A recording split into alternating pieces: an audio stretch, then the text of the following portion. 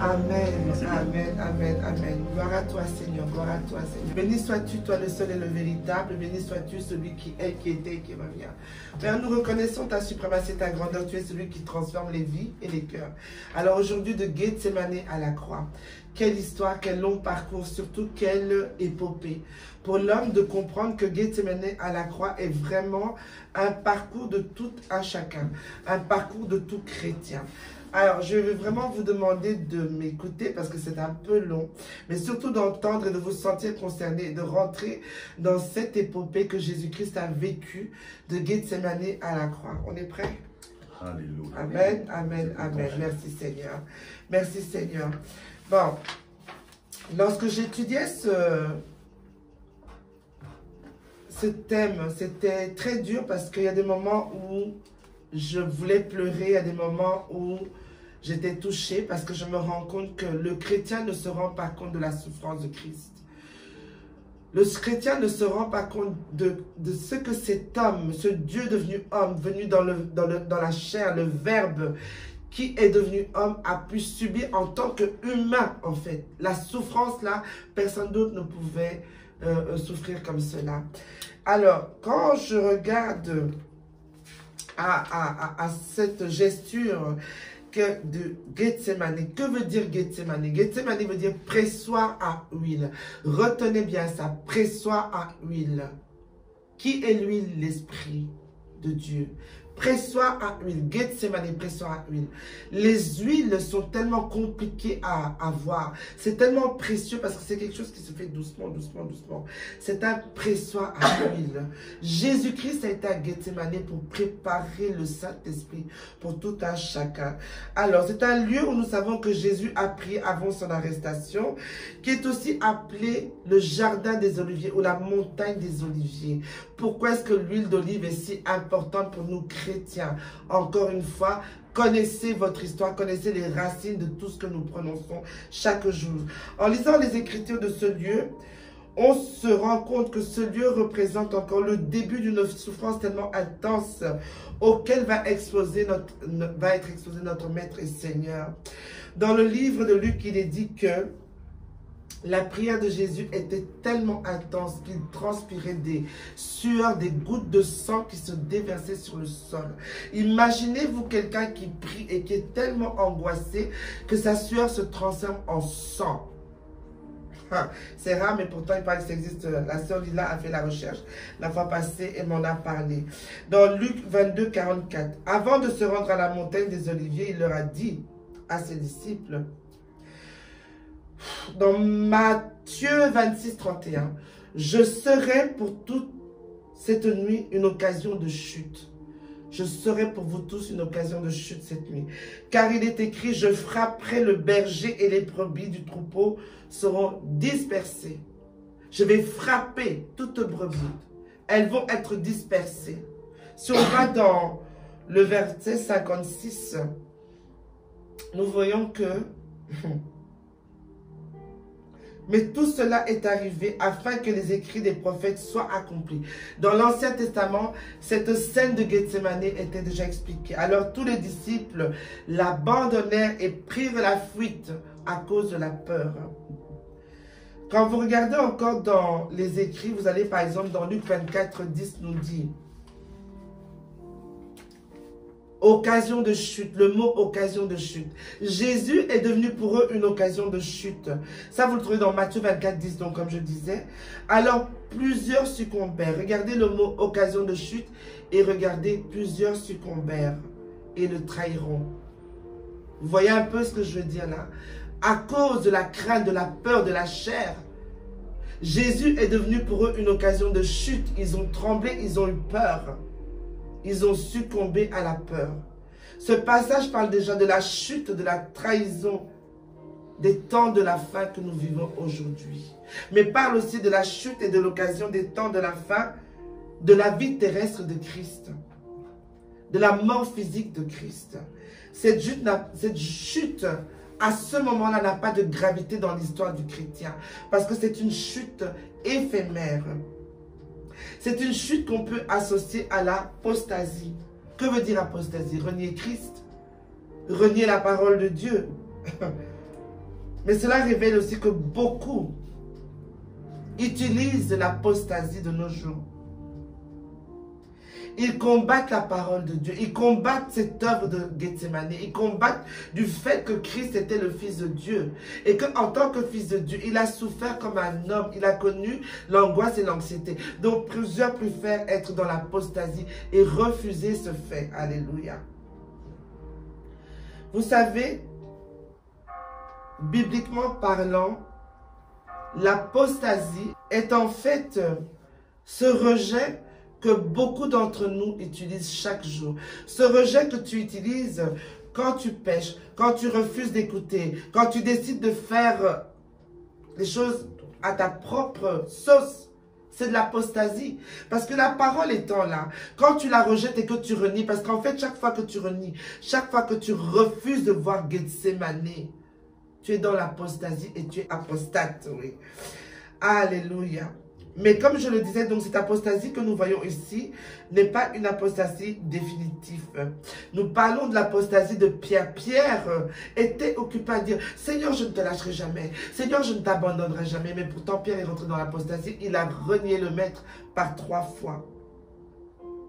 Mais nous devons savoir que, comme je l'ai dit, ce n'est pas une apostasie qui est définitive pour l'humanité. C'est une apostasie qui est là parce que l'esprit, l'huile de Gethsémane n'était pas encore dans les apôtres.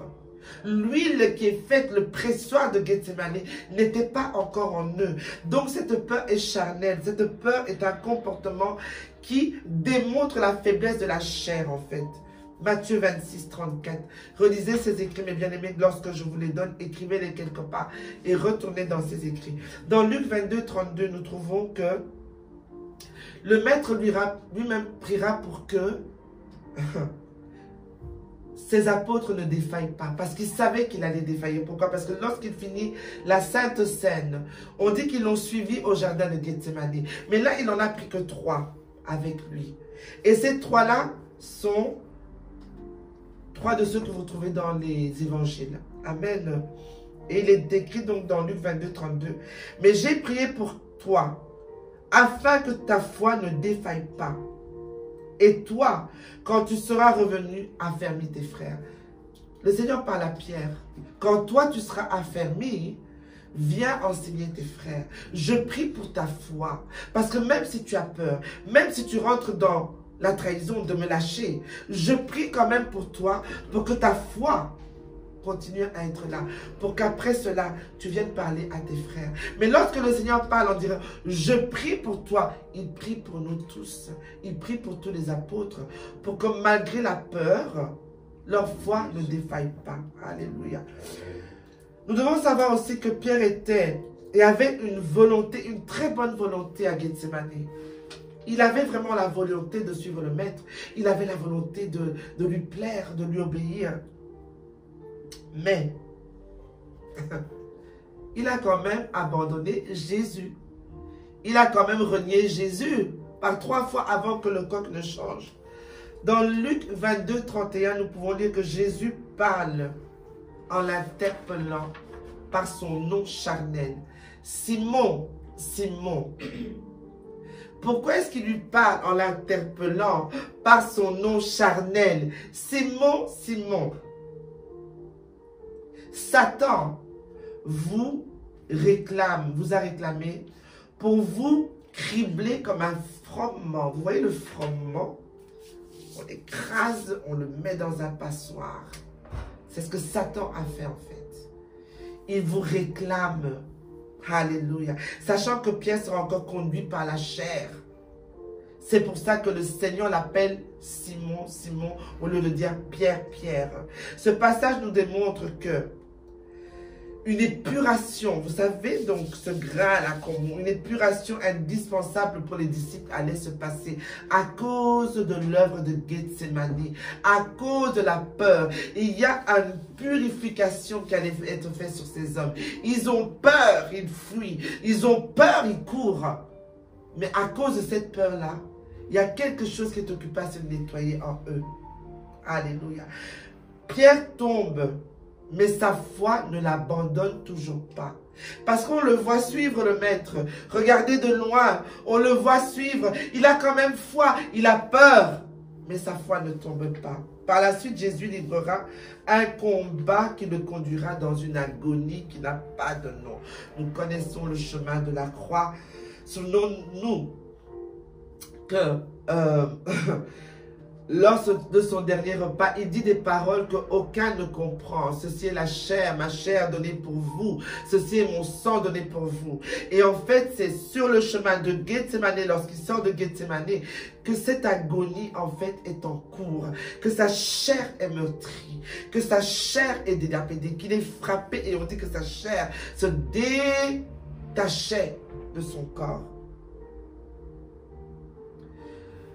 Vous savez, lorsque je préparais ceci, c'est comme si j'avais une image en moi. Et je vous assure, même je vous en parle, j'ai envie de pleurer. Parce que lorsque je vois comment l'homme foule Jésus aux pieds, lorsque je vois comment l'homme rentre dans le mensonge, la manipulation, je parle même de ceux qui se disent hommes de Dieu, ça me donne envie de pleurer. Parce que je me dis, comment quelqu'un a pu subir ça? Et aujourd'hui, l'homme se permet d'écraser ça au sol. Lorsque Jésus prend Pierre, Jacques et Jean, regardez, Pierre, Jacques et Jean, c'est vraiment ces trois-là. Allez revoir ce qu'ils représentent dans le spirituel. Nous en parlerons un jour. Il les prend dans Luc 22, 40, il leur demande de prier. Il les supplie de prier pour qu'ils ne tombent pas dans la tentation. De quelle tentation parle-t-il? Le diable vient pour les endormir. Ils sont fatigués, ils ont tellement peur, parce qu'ils savent qu'il se passe quelque chose. Ils tombent dans la tentation. Nous pouvons retrouver ce récit dans Marc 26, 36, Marc 37, Marc 14. Nous retrouvons ce récit même dans Luc, dans Matthieu. Parce que c'est un récit que les 4 évangiles reprennent. Tellement c'est un moment fort en fait. Alléluia. Dans Marc 26, 41, pourquoi est-ce que le mot tentation est utilisé dans la Bible? Pour que le mot là soit utilisé, combien d'entre nous, la nuit, lorsque nous sommes dans nos lits, nous sommes réveillés, nous sommes censés prier, n'est-ce pas? Mais la tentation de rester dans son lit, de dormir, est tellement forte que beaucoup d'entre nous ne se lèvent pas. La tentation de faire du bien à sa chair est tellement forte que nous ne refusons pas de manger à excès. La tentation est tellement forte d'écouter Pierre, Paul ou Jacques, des gens qui nous attirent dans des choses qui n'ont rien à voir, que nous nous laissons aller. Le mot de la tentation a été dit ici pour que eux ne s'endorment pas, pour qu'ils ne tombent pas en tentation. Nous savons aussi qu'ils étaient censés, normalement, en intercédant, comme les sentinelles vont le faire jour et nuit. Nous ne sommes pas encore à fond. Hein. Nous devons continuer à prier. Pour que nous ne tombions pas dans la tentation de lâcher, de nous décourager. On nous dit de prier sans cesse pour ne pas tomber en tentation. Parce que lorsque tu pries sans cesse, tu remplis en fait le vase que tu es. Tu le remplis de force, de courage, des huiles en fait, de Gethsémane, des huiles du pressoir, des huiles du pressoir qui ne seront jamais et qui ne videront jamais ta lampe. Vous vous rappelez des 5 vierges sages et les folles? 5 avaient assez d'huile dans leur lampe. Pourquoi? Elles ont prié. Elles priaient en permanence. Vous devez prier parce qu'au pressoir, Gethsémane, le Seigneur a pressé l'huile pour vous la donner. Le Seigneur a pressé l'huile pour la mettre en vous, pour vous faire rencontrer le Saint-Esprit. Au pressoir. Amen. Amen. Alléluia. Dans Matthieu 26, 4, on entend en fait ce mot que Jésus leur dira. L'esprit est disposé, mais la chair est faible. La chair est faible, mais l'esprit est disposé.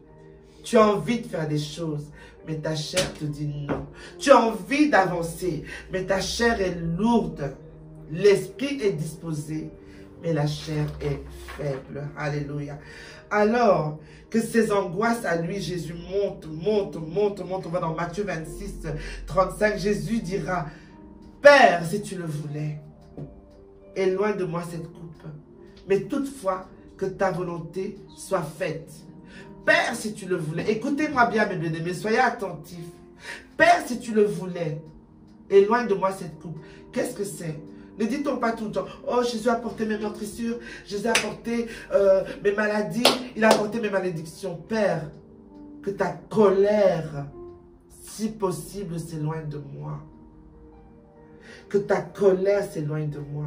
Mais que toutefois, il en soit fait selon ta volonté. La colère de Dieu contre l'homme, la colère de Dieu à cause du péché, la colère de Dieu parce que les hommes s'adonnent à des dieux étrangers, la colère de Dieu, le péché. Le Fils est venu, le Fils a apporté la parole, il a ouvert les écluses des cieux pour que les gens comprennent. Les hommes ont continué à douter, malgré les miracles, malgré il avait guéri, il avait nourri.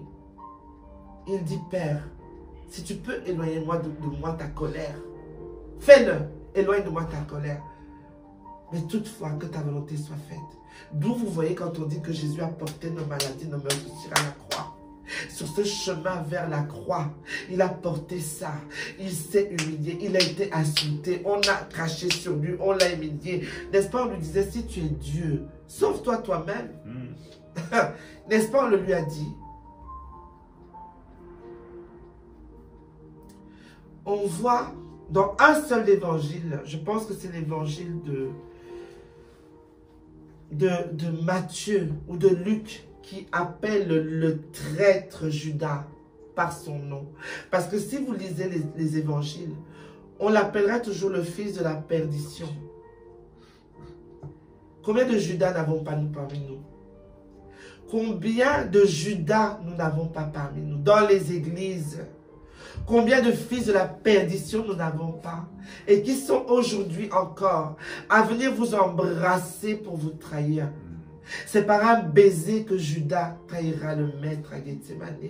Il l'appellera même Rabbi. Rabbi veut dire le maître. Comment tu peux trahir ton maître et tu l'appelles encore maître et tu lui donnes un baiser? Combien d'entre nous ne trahissons-nous pas le maître? Combien d'entre nous ne l'embrassons pas dans les églises, proclamant sa parole, faisant des choses, et montant et descendant, nous mettons devant les écrans. Mais nous trahissons le maître par un saint baiser. Oui, je pense que c'est Jean. C'est seulement Jean qui l'a nommé par son nom. Les trois autres le nomment par le fils de la perdition. Alléluia. Vous savez, quand Jésus a été emmené et livré, Pierre le reniera 3 fois comme j'ai dit. Il l'avait prévenu, c'est vrai. Combien de fois le Seigneur ne vous prévient pas? Combien de fois le Seigneur, malgré que, Seigneur, je vais te servir. Seigneur, je vais marcher avec toi. Seigneur, je serai avec toi. Seigneur, fais... Avant même que nous ayons quitté la salle de prière, là, avant d'arriver au bout de la rue, nous le trahissons déjà. Par nos comportements, par le mensonge, par les fakes, les prétendus êtres d'image, prétendre être. Vous savez, mes bien-aimés, n'ayez pas honte de votre identité en Christ. N'ayez pas honte. C'est pas parce que tu pries maintenant, mais après quand on va te dire peut-être là-bas que oh, les chrétiens sont ci, les chrétiens sont là. Est-ce que tu prends le temps de défendre ton identité chrétienne? Est-ce que les gens savent même que tu lui appartiens? Combien d'entre nous ne le renions pas? Vous savez, quand je vous parle, je me parle à moi, je parle à mon époux, je nous parle tous. Parce que nous tous, nous le renions très souvent par nos comportements, par nos langues, par nos attitudes, par les choses que nous faisons. Nous renions le Christ. Il nous a donné de le suivre d'une certaine façon. Mais comme Pierre, nous le renions. Alléluia. Vous savez, apporter l'évangile, parler du Seigneur, avant c'était un jeu, je peux le dire pour nous. Mais au plus vous vous rendez compte de ce qui s'est passé à Gethsémane, de ce qui s'est passé juste avant Gethsémane, le dernier repas, vous ne pouvez plus jouer avec la parole de Dieu. Vous ne pouvez plus jouer. Vous n'êtes plus des Judas. Vous savez, Judas s'est rendu compte de ce qu'il avait fait parce qu'il est retourné vers les pharisiens et a dit, je vous remets ça, j'ai livré un innocent. Vous savez, il y a un péché que Dieu ne pardonne pas. On l'a appelé le fils de la perdition. Il s'est suicidé après. Parce qu'on vous dit de ne pas pécher contre le Saint-Esprit. C'est le seul péché qui ne vous sera pas pardonné. Quand je dis ça, qu'est-ce que je veux dire par là? Judas a vu les miracles. Judas a prié avec Jésus. Judas a vu comment le pain s'est multiplié. Judas a vu la colombe se mettre sur le maître. Judas a vécu avec le maître chaque jour. Mais il se permet d'aller vendre tout ce qu'il a vu pour 30 pièces. Il a péché contre le Saint-Esprit. Donc, si vous êtes des Judas, que vous connaissez, vous savez, et que vous péchez contre le Saint-Esprit, vous êtes appelés fils et enfants de la perdition. Et il ne vous sera pas pardonné votre péché. Il s'est suicidé. Vous savez, on voit maintenant que Jésus a été emmené, il a été emmené devant Pilate. Mais même Pilate a eu peur. Pilate n'a pas osé le condamner. Pilate a tout fait pour essayer de s'en sortir. Même quand il a voulu le condamner, la Bible déclare que sa femme lui a dit que le sang de cet homme ne soit pas entre tes mains. Vous imaginez? Elle a vraiment dit, fais attention que le sang de cet homme ne soit pas entre tes mains. Sur le chemin de la croix, on a vu des gens qui avaient été guéris, des gens qui avaient vu le miracle, des gens qui avaient mangé, des gens qui avaient reçu des enseignements, se moquer de lui, cracher sur lui. On dit même que les soldats se moquaient tellement de lui qu'ils ont façonné une couronne avec des roseaux et des épines. Ils ont enfoncé ça sur sa tête. Ils ont écrit roi des Juifs. Oui, il était roi des Juifs. Mais mon Seigneur est roi du monde. Il est le roi de l'univers, il est le roi des rois. Ils ont cru qu'ils se moquaient de lui, alors que non, ils étaient juste occupés à reporter quelque chose qui est déjà dans la vérité. Vous savez, ils lui ont ôté ses vêtements. On dit que ses vêtements étaient rouges pourpre. Ils lui ont mis un manteau écarlate.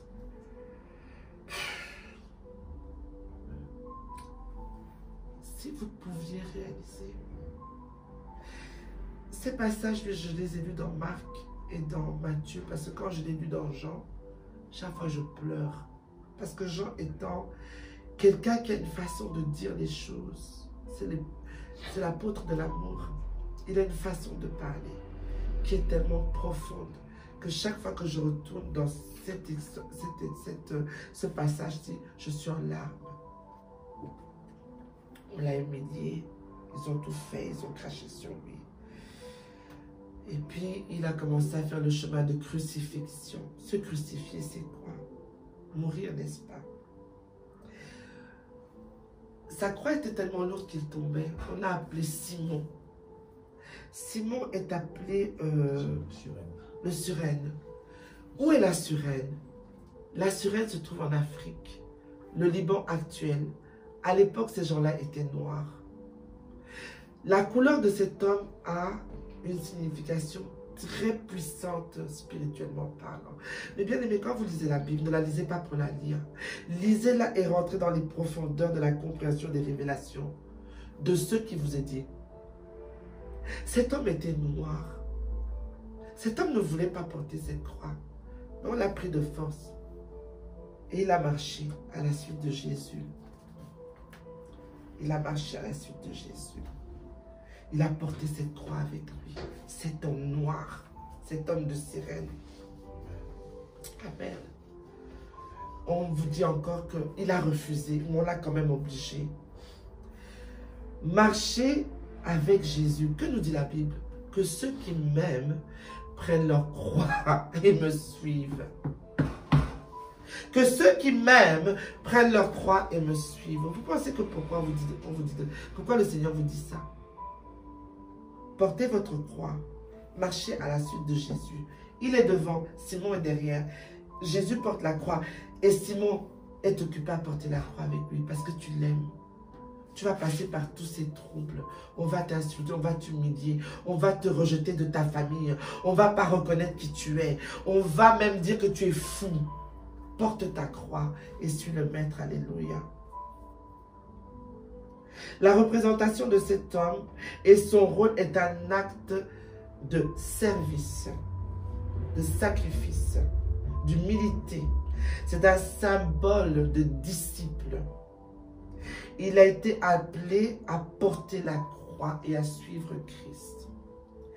Déjà par ce rôle, nous savons que cet homme reflète le rôle de chaque chrétien, ceux qui m'aiment portent leur croix et me suivent. Alléluia. Comme étant des disciples, vraiment un effort, assistance et support des autres. Porte ta croix, mais supporte l'autre qui tombe. Supporte l'autre qui est faible. Supporte l'autre qui souffre. Parce que Simon a supporté Jésus à ces moments-là. Amen. Supporte-le dans ces moments difficiles. Sa présence en tant qu'Africain dans le Nouveau Testament vous montre juste que lorsque vous entendez l'évangile et que vous voyez des racistes, ceci n'a pas de sens. Lorsque vous entendez l'évangile et que vous voyez tout ce que les églises ont fait, des églises catholiques, en minimisant le rôle de l'homme noir, alors que c'est un homme noir qui a porté la croix, le Seigneur nous montre déjà par cette chose qui s'est passée qu'il n'y a pas de limite, il n'y a pas de race, que sa personne est universelle. Nous sommes tous pareils devant le Seigneur. La Bible nous dit encore que ils se sont partagés ses vêtements. Comme c'était déjà annoncé dans le psaume, je pense que c'était le psaume 22, 19, où déjà en prophétie, il avait été dit qu'il se partagerait ses vêtements. Et ils diront que ce qu'il accusait. Parce qu'au fin fond, est-ce que vous vous êtes déjà demandé pourquoi est-ce qu'on accusait Jésus au fin fond? Est-ce que vous avez essayé de comprendre? Oui, nous connaissons l'histoire. Mais est-ce que vous avez compris en fait pourquoi les Juifs l'accusaient? En fait, les Juifs l'accusaient parce qu'il a osé dire qu'il était le roi des Juifs. Imaginez, à cause, ça c'était l'excuse que les pharisiens ont dit quand Pilate parlait et tout. Oh, mais il a dit qu'il était le roi des Juifs. Ça c'était la dernière excuse qu'on a trouvée. Sauve-toi, sauve-toi si tu es le Fils de Dieu. Tu as sauvé d'autres, tu as guéri d'autres. Sauve-toi si tu es le Fils de Dieu, si tu es celui que tu prétends être. Matthieu 27, 42. Alléluia. Je vais demander à la sœur Lila ou au frère Christian de prendre Matthieu 27, à partir du verset 42. 42, Matthieu 27, 42. Si tu peux le lire. Les autres, il ne peut se sauver lui-même. Et s'il est roi d'Israël, qu'il descende de la croix et nous croirons en lui. Alors, après l'avoir lié, ils l'emmenèrent et le livrèrent à Ponce Pilate, le gouverneur. Alors, ça c'est... Oui, continue, frère Christian, continue. Tu vas aller jusqu'au 58, tu t'arrêteras au 58. Ouais. 42, à partir de 42. Il s'est confié en Dieu et que Dieu le délivre maintenant. S'il l'aime, car il a dit, je suis fils de Dieu. Les brigands crucifiés avec lui l'insultaient de la même manière. Depuis la 6e heure jusqu'à la 9e heure, il y eut des ténèbres sur toute la terre. Oh, Seigneur. Et vers la 9e heure, Jésus s'écria une voix forte. Élie, Élie, lama sabachthani. C'est-à-dire, mon Dieu, pourquoi m'as-tu abandonné? Quelques-uns de ceux qui étaient là, l'ayant entendu, dirent, et il appelle Élie. Et aussitôt, l'un d'eux courut prendre une éponge, qu'il remplit de vinaigre, et l'ayant fixé à un roseau, il lui donna à boire. Mais les autres disaient, laisse, voyons, si Élie viendra le sauver. Jésus poussa de nouveau un grand cri et rendit l'esprit. Et voici le voile du temple se déchira en deux. Amen. Depuis le haut jusqu'en bas, la terre trembla et les roches se tendirent. Amen. Les sépulcres s'ouvrirent et plusieurs corps des saints qui étaient morts ressuscitèrent. Amen, amen, amen, amen. Vous imaginez que même lui a dit à un moment, Père, pourquoi m'as-tu abandonné? C'était les dernières fois où Jésus-Christ a été charnel. C'était les dernières fois où la douleur sur lui a été charnelle. Il y a un petit passage même où il avait soif. On lui a donné du vin mêlé à du fiel. Vous savez, le fiel était une espèce de drogue en fait. Un narcotique qui était pour essayer quand on crucifiait les gens pour qu'ils soient drogués, qu'ils ne sentent pas la douleur. Mais lui, il a refusé le narcotique. Il a senti la douleur jusqu'au bout. Rappelez-vous aussi que lorsqu'on lui a lancé cette lance sur le flanc gauche, il nous a donné vie. Quand une femme accouche, c'est de l'eau et du sang. Jésus-Christ nous a donné vie sur la croix. Rappelons-nous de ça. Moi, je vais m'arrêter là aujourd'hui. J'espère que quelque chose est né en vous, vous qui allez entendre cette prédication, parce que elle m'a pris du temps, c'était difficile. Il y a encore beaucoup de choses à dire sur le chemin de la croix, sur la croix et sur Gethsemane. Mais j'ai laissé l'apôtre Alain nous donner une finalité dans ceci. Amen. Alléluia, merci, Amen. merci Sœur Marie, Prophétesse Marie, merci beaucoup. Amen. Merci à vous qui nous suivez. Mais je pense que beaucoup de choses ont été dites. On ne va pas recommencer la prédication ni quoi que ce soit, juste une petite exhortation par rapport à ce qui est dit en fait, et par rapport à notre vie actuelle. À Gethsemane, effectivement, c'est juste une espèce de récapitulatif que je vais faire. À Gethsemane, nous savons que le maître était entouré par les 70, par les 70. Et puis il y a les 12 qui l'ont accompagné. Il demande aux autres de rester en retrait et il prend les 3. Il dit venez, vous qui êtes très proches de moi, venez. On le sait parce que Jean avait l'art de mettre sa tête contre la poitrine du maître et dire mon Seigneur, je t'aime. C'est le seul qui faisait en fait. Alors que Pierre était fougueux. Pierre restait égal à lui-même. Et là, lorsqu'il les a amenés à Gethsemane, c'était la pré-souffrance. C'était la souffrance spirituelle qui a commencé d'abord. Il savait ce qui allait se passer afin que les Écritures s'accomplissent. Il savait qu'il allait souffrir. Il avait la révélation. Les autres ne l'avaient pas. Et bien aimé, quand vous avez une révélation, il est toujours bon de demander au Seigneur, Père, est-ce que je peux le partager avec les autres? Parce que vous allez vous époumoner, les autres ne vont pas comprendre ce que vous vivez. Alléluia. Donc lui, il savait que la souffrance arrivait. Comme la sœur Marie nous l'a dit, la parole de Dieu nous dit qu'il l'a transpiré. Il priait, il transpirait des grosses gouttes. Vous savez, la biochimie humaine est incroyable. Juste une petite anecdote là-dessus. J'ai connu quelqu'un qui avait un ami. Ils avaient une compagnie, une société, ensemble. Le petit frère s'occupait de la finance et lui s'occupait de tout ce qui était opérationnel, faire le travail, etc. Et juste avant que les impôts ne tombent, le petit frère a tout emballé. Il est parti avec l'argent, il a disparu de la nature. En Afrique, en Amérique du Sud ou quelque chose, il est parti. Le frère est resté, les impôts lui sont tombés dessus. Il dit, monsieur, vous devez payer. Il a expliqué la situation, les impôts ont dit, on n'en a rien à faire, vous devez payer. Et si vous ne payez pas, on vous saisit tout. Et le monsieur était tellement angoissé. C'est quelqu'un, on vous parle de quelqu'un de costaud, bien bâti, des cheveux longs, poilus, comme un ours. Le lendemain matin, il va prendre sa douche. Il était tellement stressé la nuit. Quand il prend sa douche, tous les cheveux de son corps tombent par terre. Les cheveux, les sourcils, les cils, partout, il devient nu comme un bébé. La police, pour vous dire quoi? La biochimie humaine est extraordinaire. On vous dit que le maître est en train de transpirer des gouttes de sang. Parce qu'il voit la chose arriver. Et alors, il revient vers les autres. Les gars, vous êtes en train, mais c'est comment? Vous dormez. Levez-vous, priez avec moi. Il ne leur en veut pas. Il sait pertinemment qu'ils sont faibles. S'il vous plaît, réveillez-vous et priez avec moi. Je ne vous en veux pas. Je sais que vous êtes faibles. Il retourne. La raison pour laquelle il a dit priez en tout temps afin de ne pas tomber en tentation. Priez en tout temps afin de ne pas tomber en tentation. Pourquoi? Quelle tentation en réalité?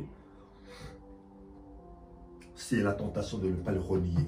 Il savait qu'il allait être renié. La tentation de ne pas le renier. Amen. Mais il le savait, il avait la pression. Il retourne. Par 3 fois, la chose se passe. Et ce que j'aime bien aussi, il dit, Seigneur, Seigneur, éloigne cette coupe de moi, s'il te plaît, papa, éloigne cette coupe. Mais toutefois, que ta volonté se fasse. Amen. Vous savez, il y a un trait de caractère de Dieu qui est quand même incroyable. Je retourne dans l'Ancien Testament.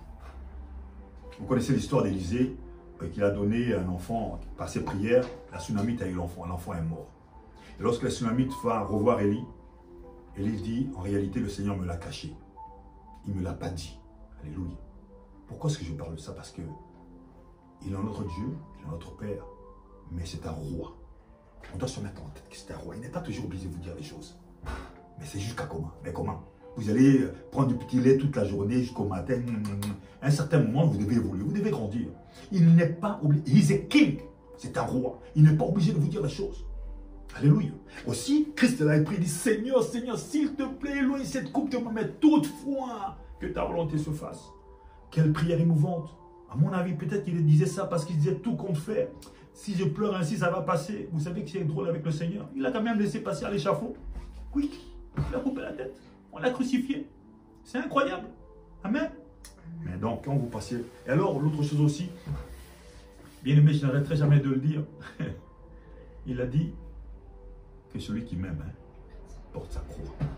S'il avait dit, les gars, venez à moi, je vous ferai de vous les milliardaires, les églises seraient prêtes à craquer. Alléluia.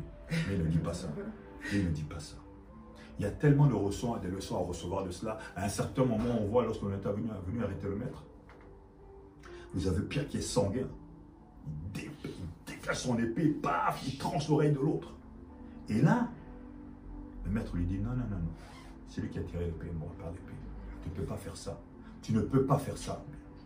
Il avait encore la compassion. Et là encore, ça évoque le niveau de grâce. Dans cet testament, on l'aurait tout cité. Mais non, c'est la grâce avec Christ, alléluia. Il dit non, non, non, non, non, tu ne peux pas. Et là, c'est le dernier miracle de Christ. Il va recoller l'oreille. Et malgré le fait d'avoir recollé l'oreille, lui, le soldat était venu en mission, il s'en fout. Après ça, il va quand même arrêter le Christ, ils vont partir ensemble. Malgré le miracle accompli, devant les autres. Alléluia. Il se convertira. Il se convertira. Ce soldat-là va se Oui, convertir. mais en attendant, il devait exécuter sa mission. Alléluia. Parce qu'il n'avait pas reçu l'huile du pressoir. Voilà. Amen. Il n'avait pas reçu l'huile préfort. Amen, amen, C'est amen. exactement ça. Amen. Et à un certain moment, on va voir une chose. On va couvrir la tête de Christ avec un voile. On va les gifler, on va rigoler, on va cracher dessus, on va gifler. Mais le voile, c'est le fameux voile que Satan a jeté sur le monde. Alléluia. Satan a jeté ce monde sur le voile, il ne pouvait voir. Ce n'est qu'à la croix, lorsqu'il cria, lorsque notre frère Christian a lu ici, Élie, Élie, pourquoi m'as-tu abandonné? Et là, le voile se déchire, alléluia. Afin qu'il n'y ait plus de dissension entre le lieu saint et le lieu très saint. Amen. Nous avons accès au lieu Le très très saint. saint. Amen, amen. Bien. Mais il y a tellement de devoirs là-bas. Moi, il y a une chose qui m'a vraiment, il m'a toujours épaté jusqu'à aujourd'hui. Le Seigneur, la parole de Dieu nous dit qu'il a donné sa vie sur nous. Mais cette histoire, quand il dit Seigneur, Seigneur, éloigne cette coupe de moi, ça veut dire 3 choses en fait. Il a porté la peine du péché de l'humanité en lui. Il a connu le rejet de la part du Père lui-même. Il a été rejeté. Et puis la mort évidemment qui est arrivée. La mort. Alléluia. Alléluia. Je peux intervenir. Je ne pense pas qu'il a connu le rejet du Père. Non, il a réellement connu le rejet du Père. Ça symbolise le rejet du Père en réalité. Mais le Père n'a pas réellement rejeté puisqu'il va le reprendre après. Ok. Pourquoi m'as-tu abandonné? Pourquoi m'as-tu abandonné? Ouais. Il devait passer, oui. C'est vrai. Vous savez, Amen. Amen. le Seigneur dit, vous ne prenez pas ma vie en fait, c'est moi qui la donne. Afin que les Écritures s'accomplissent. C'est lui qui donne la vie. Je me suis toujours posé la question, est-ce que moi je serais capable de donner ma vie pour quelqu'un? Et souvent je disais, pour mon fils, je donnerai ma vie. Pour ceci, je donnerai ma vie. Mais suite, il y a une chose qui est extraordinaire. Face à la mort, quand la mort physique arrive, je vous assure qu'on réagit différemment. Je vais, ma soeur, si vous permettez, donner une petite exhortation, un petit témoignage. Mon épouse. Mon épouse. J'ai dit ma soeur Marie, non? On blague, on blague. C'est quelque chose que nous avons vécu. Et nous étions sur d'autres cieux, pour ne citer que l'Amérique du Nord. Nous habitions au 15e étage. J'étais assis. Ce moment-là, je ne travaillais pas, je ne sais pas pourquoi. Je pense que peut-être le week-end. J'étais assis sur mon lit en train de lire. Et brusquement, j'ai commencé à sentir les secousses. Je dis, est-ce que c'est moi ou... Effectivement, il y a eu un tremblement de terre. On allait devant, derrière, devant, derrière. Je me suis levé, j'ai couru, dit, Marie, est-ce que tu sens ça? Ma femme dit, oui, je sens. On devrait partir. Et notre fiston était là. Je parle à mon fils, je dis, fils, c'est le moment de partir. Tu sens... En fait, il ne sentait pas les secousses, en fait. Il ne sentait absolument rien. Il dit, écoute, il commence à argumenter. J'ai dit, mon fils, il faut descendre maintenant. Prenons le minimum et partons. Le fiston continue à argumenter. Alors je lui dis comme ça. Je lui fais un câlin. Il dit, si jamais ça arrive, quand tu verras le Père, serre-le de ma part. Amen. Dis-le que je l'aime. Et j'ai pris ma femme, nous avons dévalé, nous sommes arrivés en bas. Et puis après, j'ai dit, j'ai réellement dit ça. Oui. Je donnerai ma vie pour mon fils. Première occasion. J'ai failli, bien aimé. Face à la mort, on a des situations bizarres qui peuvent arriver. Alléluia.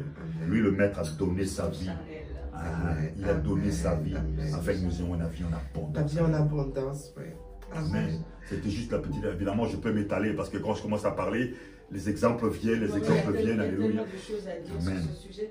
Alors, je vais juste dire le fait de... Tu passeras ici, comme ça. Non, c'était juste pour dire le fait d'avoir des gouttes, des sueurs de sang, ça s'appelle l'hématidrose. Hématidrose. C'est quelque chose qui arrive à cause de l'angoisse en fait. Ouais. La peur, l'angoisse extrême.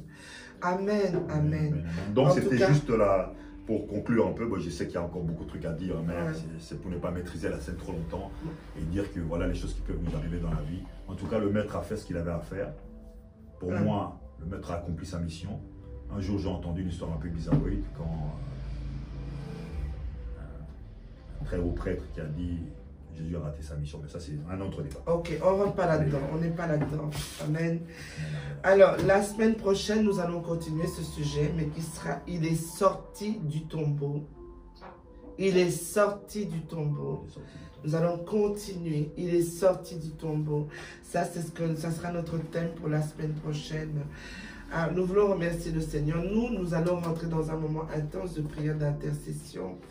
Nous remercions vraiment tous ceux qui vont regarder cette exhortation, cette prédication. Comme nos bien-aimés vous l'ont dit, tous les samedis, de 14 à 18 h, nous sommes au 322 rue du Doyenné. Non. Rue du Noyer, Oui, pardon, rue du Noyer, à Scarbeck. Et nous prions, nous apportons l'enseignement. Et parce qu'aujourd'hui, nous avons besoin de l'eau et nous avons besoin du feu. La prière, c'est le feu et la parole, c'est l'eau. Nous allons rentrer dans le feu maintenant. Et nous allons demander au Seigneur vraiment d'être avec nous parce que nous avons besoin de ce temps. Alors nous vous disons tous, pas la semaine prochaine parce que nous serons dans notre maison mère à Mannheim avec nos frères et sœurs de Mannheim de Tabernacle Church Germany. Dans 2 semaines, nous serons de nouveau ici ensemble. Ceux qui veulent nous rejoindre, vous êtes les bienvenus. Et vous allez peut-être apprendre pour certains qui ne savent pas prier jusqu'aux douleurs d'enfantement. Qu'est-ce que c'est que prier jusqu'aux douleurs d'enfantement? Amen. Alors, je vais appeler le frère Christian et puis la sœur Lila pour venir conclure de ce qui a été dit ici aujourd'hui avec l'entente qu'ils ont eue. Amen, amen, amen. Amen, amen. Bien-aimés, nous avons suivi la parole de la prophétesse Marie.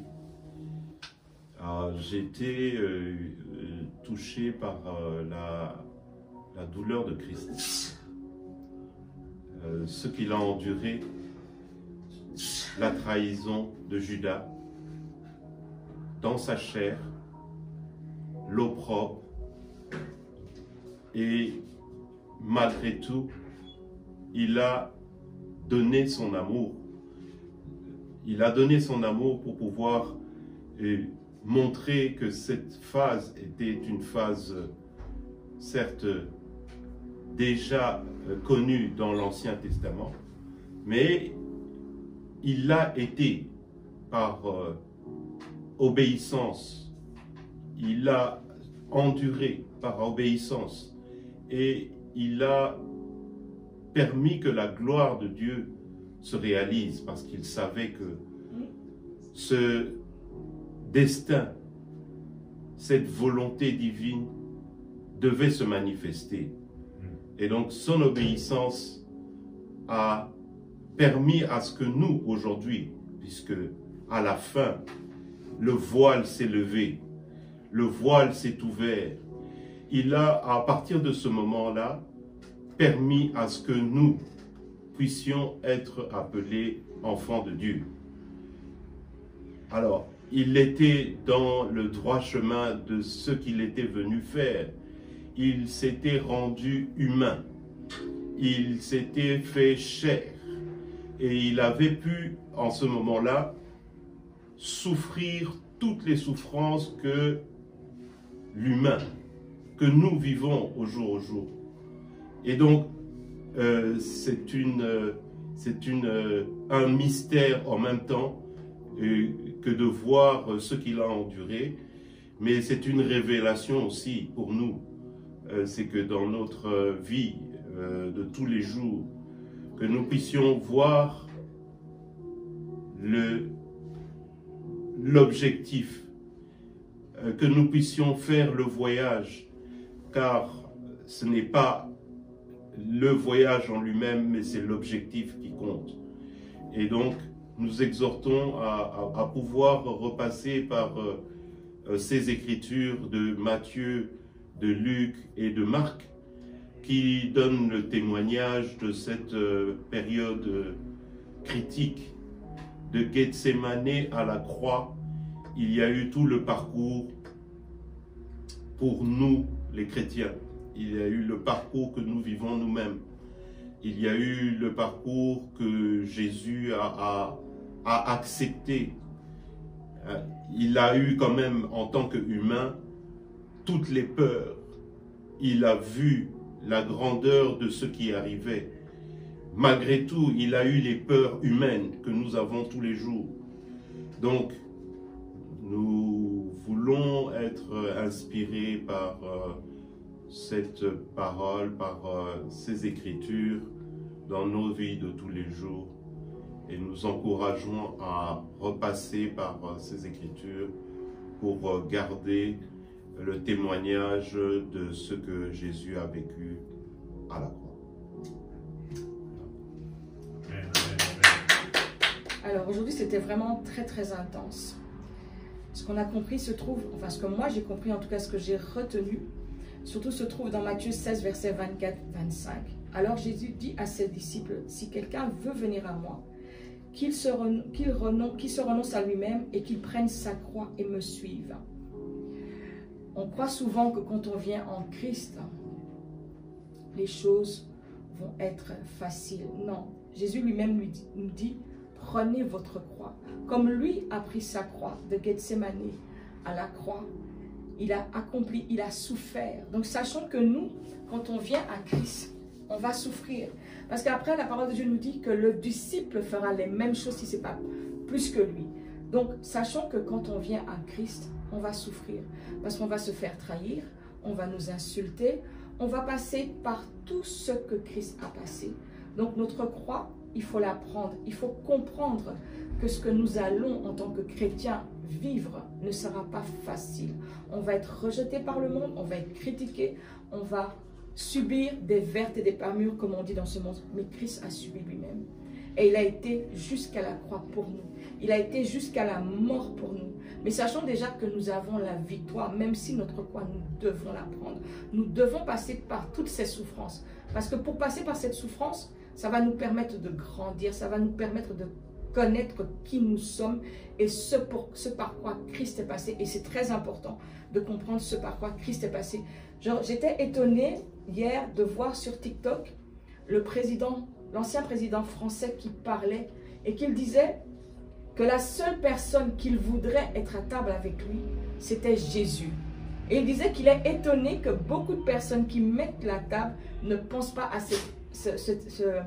à demander à ce que Jésus vienne avec lui. C'est vrai, nous sommes des chrétiens, nous sommes avec Jésus-Christ.